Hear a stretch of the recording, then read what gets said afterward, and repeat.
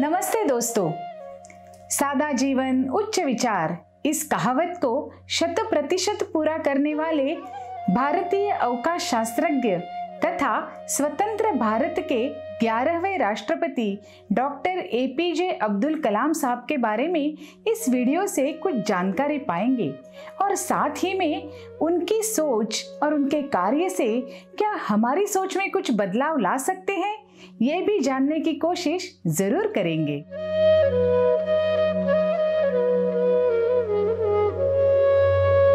पूरा विश्व जिन्हें डॉक्टर एपीजे अब्दुल कलाम के नाम से जानता है, उनका नाम अवुल पकीर जैनुलब्दीन अब्दुल कलाम था। 15 अक्टूबर 1931 को तमिलनाडु राज्य के रामेश्वरम में जन्म लिए इस बालक का बचपन मध्यम वर्गीय परिवार में भावुक सुरक्षितता में गया। व्यवसाय से केवट उनके पिता का नाम जैनुलब्दीन तथा माता का नाम आशियम्मा था। जैनुलब्दीन ज्यादा पढ़े लिखे नहीं थे, लेकिन बुद्धिमान थे। उनकी दृष्टि विशाल थी और आशियम्मा तो साक्षात अन्नपूर्णा थी।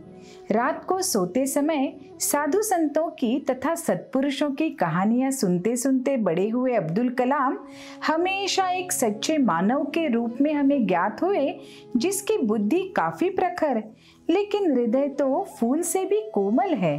पाठशाला की शिक्षा पूरी करते हुए संपूर्ण आत्मविश्वास से फूले इस बालक ने अपने अध्यापकों से 3 चीजें सीखी। एक तो इच्छा यानी डिजायर, दूसरी महत्वाकांक्षा यानी एम्बिशन और तीसरी दृढ़ विश्वास यानी स्ट्रॉन्ग बिलीफ।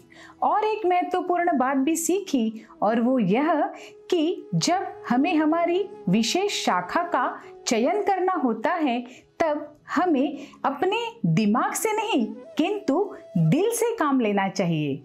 आज हम अच्छे से अच्छी, महंगे से महंगी फीस लेने वाली स्कूल तो जाते हैं, लेकिन क्या आज का 10वीं पास बच्चा आगे जाके क्या करना है इसके बारे में कॉन्फिडेंट होता है? क्या आत्मविश्वास, महत्वाकांक्षा और दृढ़ विश्वास से आगे आने वाली कोई भी समस्या का सामना करने के लिए वो तैयार होता है?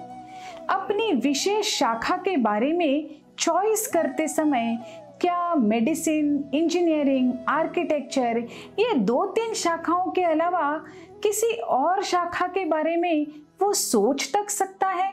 साथियों, जरा सोचिए, क्या ये सब सोचते वक्त हम अपने दिल की सुनते हैं?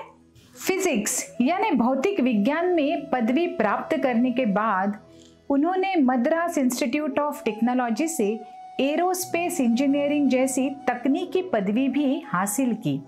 एरोस्पेस साइंटिस्ट बने कलाम साहब को पहली नौकरी के इंटरव्यू का थोड़ा सा टेंशन जरूर आया था, लेकिन उन्होंने खुद ही खुद को समझाया कि अगर मैं जीत की अपेक्षा ही छोड़ दूं तो बिल्कुल टेंशन फ्री दिमाग से इंटरव्यू का सामना कर सकता हूं, और उन्होंने वैसे ही किया।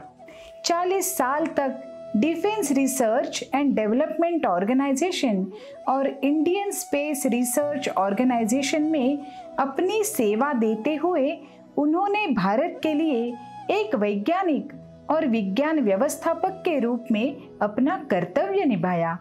सैन्य मिसाइल के विकास के प्रति दिए हुए योगदान के लिए उन्हें मिसाइल मैन के रूप में जाना जाता है। उन्होंने स्वदेशी गाइडेड मिसाइल्स का डिजाइन किया तथा अग्नि एवं पृथ्वी जैसे मिसाइल्स को स्वदेशी तकनीक से बनाया। पोलर सैटेलाइट लॉन्च व्हीकल तथा SLV-3 के सफलतापूर्वक निर्माण हेतु कलाम साहब ने अपना बहुमूल्य योगदान दिया।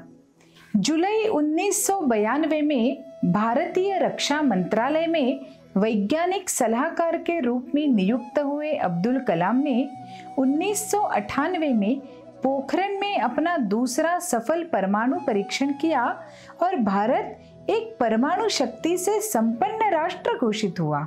श्रेष्ठ शास्त्रज्ञ विक्रम साराभाई, प्रोफेसर सतीश धवन और ब्रह्म प्रकाश जैसे वरिष्ठों से विज्ञान तंत्रज्ञान के साथ साथ नेतृत्व गुण का विकास कैसे करना चाहिए, इसकी सीख उन्हें मिली।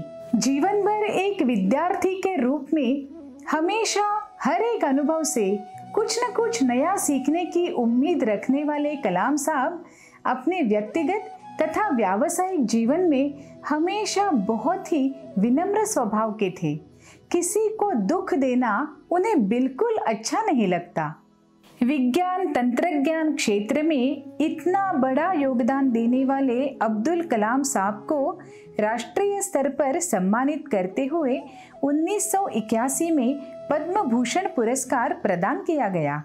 इसरो तथा DRDO में उनके अमूल्य योगदान का गौरव करते हुए 1990 में भारत सरकार ने उन्हें पद्म विभूषण पुरस्कार से सम्मानित किया।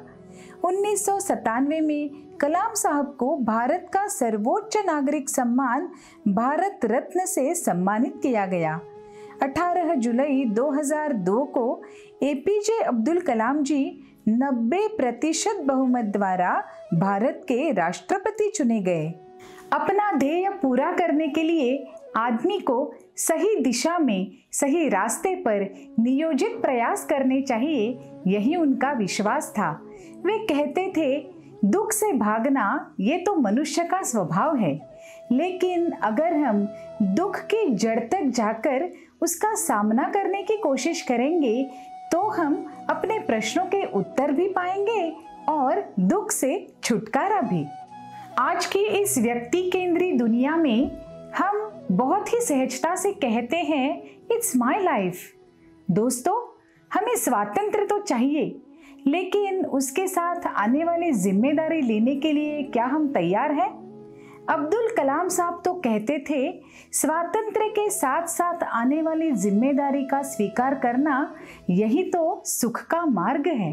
अब्दुल कलाम लिखित इंडिया 2020 किताब में भारत को अंतरिक्ष विज्ञान तथा परमाणु हथियारों के क्षेत्र में कैसे स्वयंपूर्ण और सुपर पावर बनना चाहिए, इसके बारे में उन्होंने सोचा है। 27 जुलाई 2015 की शाम भारतीय प्रबंधन संस्थान शिलोंग में डॉक्टर APJ अब्दुल कलाम एक व्याख्यान दे रहे थे। तब उन्हें दिल का दौरा हुआ और उनका निधन हुआ। लोकप्रिय लोकनायक शांतिप्रिय अब्दुल कलाम का निधन भी बहुत ही शांति से हुआ। अपने व्यक्तिगत जीवन में मानवता के प्रति आदर भाव रखने वाले, अपने सामाजिक जीवन में राष्ट्र तथा समाज की उन्नति के लिए संपूर्ण प्रयास करने वाले इस सत्कर्म योगी ने अपनी आखिरी सांस तक कुछ न कुछ विधायक कार्य करने की अपनी इच्छा पूर्ण की। भारत के इस सुपुत्र को हमारा वंदन।